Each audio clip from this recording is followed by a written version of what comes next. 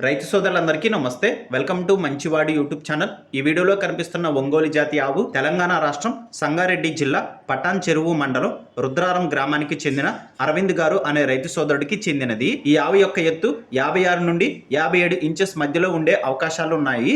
ఈ ఆవు ఇప్పటి వరకు ఒకసారి కూడా కట్టలేదని చెప్పారు. వీరికి దగ్గరలో బుల్స్ అందుబాటులో లేకపోవడంతో ఇప్పటి వరకు క్రాస్ చేయించలేదని చెప్పారు. అలానే సెమన్ కూడా వేయించలేదని చెప్పారు.